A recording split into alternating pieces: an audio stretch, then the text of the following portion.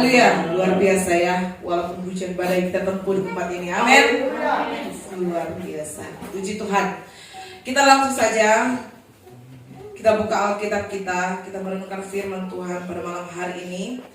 Kita buka Alkitab kita yang terdapat di dalam 2 Korintus pasal yang ke-7. 2 Korintus pasal yang ke-12. Ayatnya yang ke-7 sampai ayatnya yang ke-10. 2 Korintus pasal yang ke-12 ayat ke-7 sampai 10. Untuk menghormati firman Tuhan, untuk kita bangkit berdiri. Kita akan baca sama-sama dalam hitungan yang ketiga. 1, 2, 3.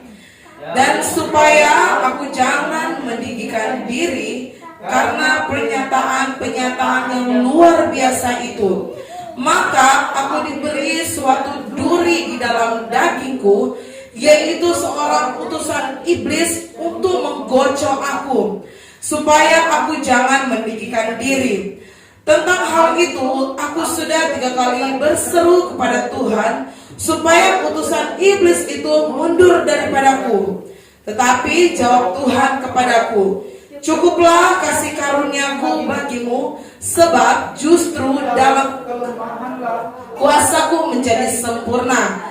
Sebab itu terlebih suka aku bermegah atas kelemahanku, supaya kuasa Kristus turun menaungi aku.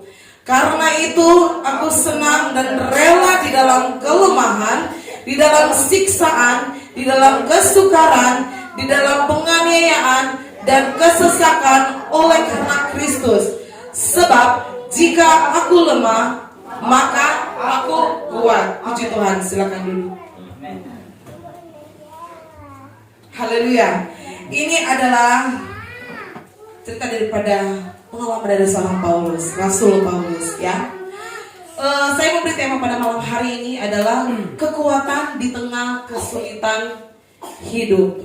Ada amin? Di dalam setiap kita orang percaya dan mengiring akan Tuhan, tidak sedikit problem yang kita hadapi.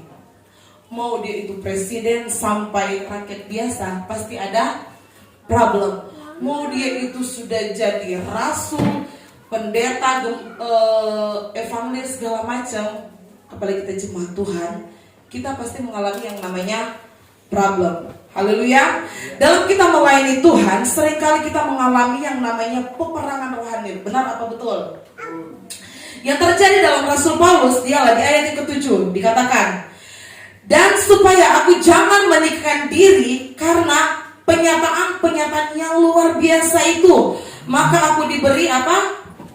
Suatu duri di dalam dagingku, yaitu seorang utusan iblis untuk apa? Menggocok aku, supaya aku jangan meninggikan diri. Terkadang setiap bukan kita ya, bukan di sini.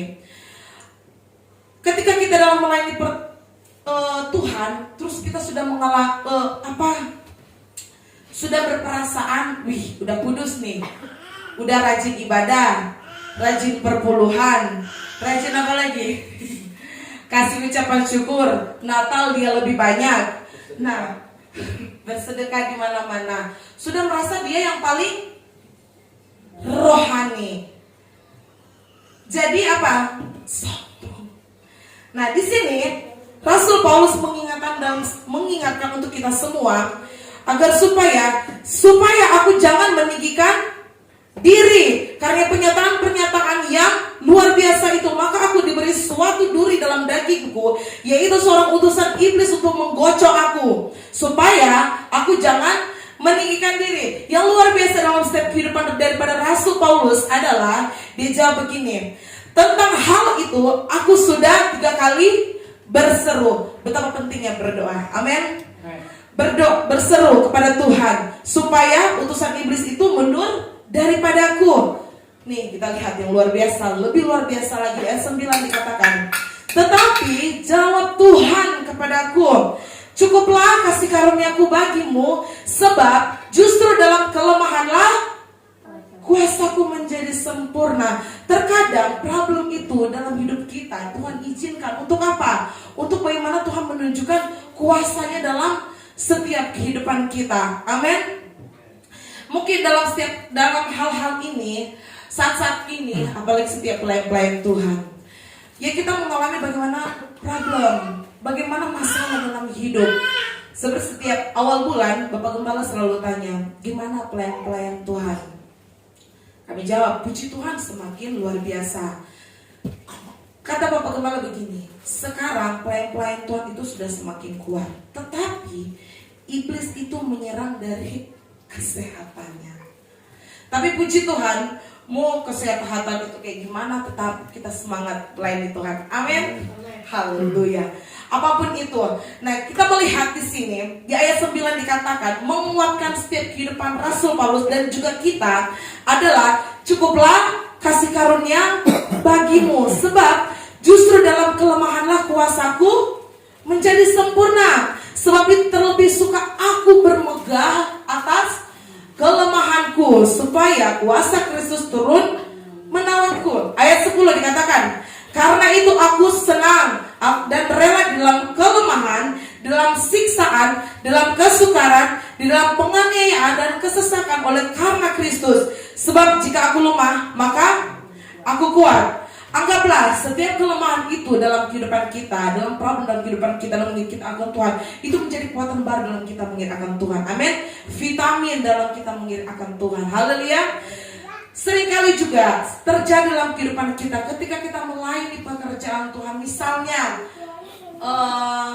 hari Minggu kita ada jadwal misalnya WL atau singers atau usher atau kolektan atau disuruh doa firman Tuhan. Terkadang saudara, iblis tidak suka. Jadi dia membuat hidup kita itu tidak ada damai sejahtera. Dia ingin merebutnya itu agar supaya apa? Kita tidak melayani. Tetapi di sini firman Tuhan katakan bagaimana dalam kelemahan kita harus tetap kuat. Amin. Haleluya. Saya juga terkejut kemarin. Yang saya tahu Ibu Tea sakit, hari Minggu tetap ibadah. Haleluya. Itu sangat luar biasa itu.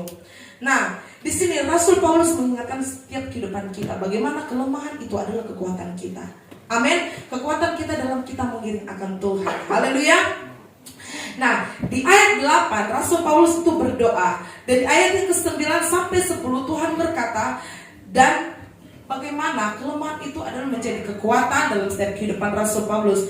Terkadang Tuhan mengizinkan problem dalam kehidupan kita, dan seringkali kita sebagai manusia berkata, kenapa Tuhan mengizinkan ini? Karena otak kita tidak nyampe kepada bagaimana penyertaan Tuhan, bagaimana cara Tuhan bekerja dalam kehidupan kita, bagaimana cara Tuhan membuat kehidupan kita itu menjadi lebih baik lagi. Emas, kalau dia menjadi emas yang murni harus diapain dulu? Dibakar. Mutiara, sebelum terjadi mutiara itu, kerang itu terjadi apa dulu? Dia itu menahan rasa sakit karena pasir. Tuhan Yesus salib dulu terus makut. Haleluya. Nah, di sini jadikanlah masalah itu, cobaan itu untuk membuat kita itu semakin kuat. Amin. Bukan semakin lemah dalam melayani Tuhan. Haleluya. Tapi semakin kuat, semakin maju terus pantang mundur dalam melayani pekerjaan Tuhan. Dan di sini juga diingatkan daripada Rasul Paulus untuk kita semua, untuk bagaimana kita tetap berdoa. Di ayatnya yang ke-8 dikatakan tentang hal itu, aku sudah 3 kali berseru seperti Daniel ya. Dia pagi, siang, malam. Dia 3 kali dia berdoa. 3 kali berseru kepada Tuhan supaya utusan iblis itu mundur daripada aku. Betapa pentingnya kita berdoa. Dan saat ini Tuhan mengizinkan, masih memberikan kita kesempatan untuk bagaimana kita berjudul. Amin. Untuk kita bagaimana datang. Amin. Iya, oke. Ya, untuk bagaimana kita datang beribadah kepada Tuhan. Sedikit kesaksian, tadi pagi saya mimpi. Itu udah sekitar jam-jam 4. Saya mimpi tentang akhir zaman lagi. Saya mimpi begini. Jadi saya kan pesawat tempur, katanya ada banyak katanya. Terus bilang itu pesawat tempurnya Israel katanya gitu, mau menyerang Indonesia. Benar, di mimpi untuk menyerang Indonesia. Nah, terus katanya dalam mimpi itu, jadi dari pesawat itu tuh mereka buangin bir, jadinya bikin Indonesia ini jadi hujan minuman. Pokoknya setiap orang keluar dalam mimpi ya, setiap orang itu matanya perih, terus kulitnya merah-merah, pokoknya nggak bisa tahan. Tiba-tiba terjadilah kelaparan di mimpi itu, terjadilah kelaparan. Dan di situ ya saya langsung berterima kasih kepada Tuhan karena Tuhan mengingatkan saya.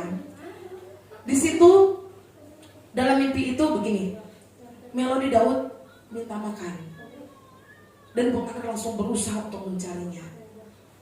Dan di situ terus lagi kemudian datang lagi katanya bule katanya, yang buat kita harus ngumpet.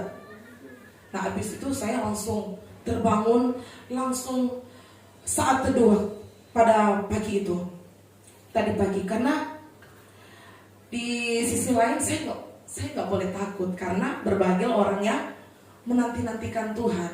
Tapi yang menurut saya adalah bagaimana Tuhan begitu sayang dalam kehidupan saya dan keluarga saya, mengingatkan keluarga saya lagi untuk bagaimana lebih dekat kepada Tuhan karena Tuhan tidak lama lagi. Nah begitu juga dalam kehidupan kita.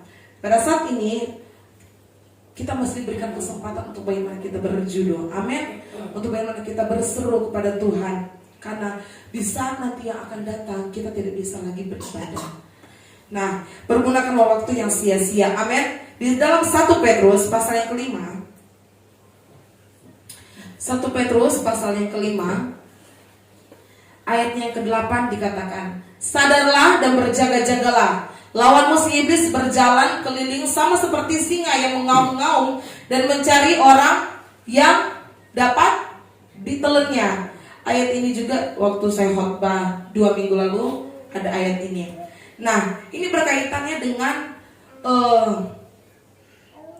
renungan pada saat malam hari ini. Untuk memang apa? Betapa pentingnya kita berdoa itu. Untuk apa? Di sini firman Tuhan katakan, sadarlah dan untuk kita berjaga. Iblis itu tidak pernah santai. Dia itu selalu akan mencari celah untuk bagaimana dia memanggil pasukannya untuk apa? Ke neraka. Haleluya. Nah, di sini kita bersyukur kepada Tuhan. Tuhan selalu baik dalam kehidupan kita, memberikan kita kesempatan untuk datang beribadah kepada Tuhan. Pentingnya kita berdoa, yaitu untuk pegangan kita dan juga untuk bagaimana kita berkomunikasi kepada Tuhan. Amin.